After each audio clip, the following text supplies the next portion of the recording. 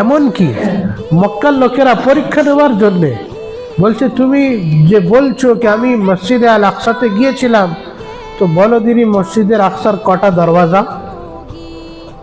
পরীক্ষা নিচ্ছে।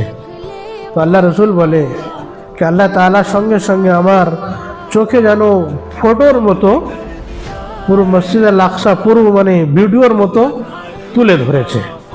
আমি দেখতে পাচ্ছি এখানে একটা দরওয়াজা, এখানে একটা দরওয়াজা, এখানে একটা দরওয়াজা, প্রত্যেকটা দরওয়াজা আমি ওদেরকে গুনে দেখিয়ে দিলাম এই মসজিদ আল আকসার দরওয়াজা।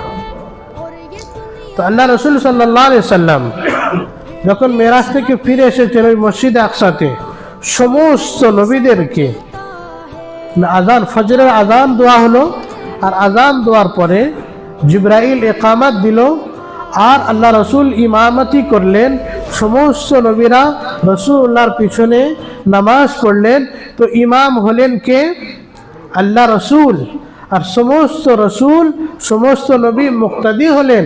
তো আল্লাহ রসুল ইমামুল আম্বিয়া, ইমামুল আম্বিয়া, সমস্ত নবীদের ইমাম, সমস্ত নবীদের সর্দার।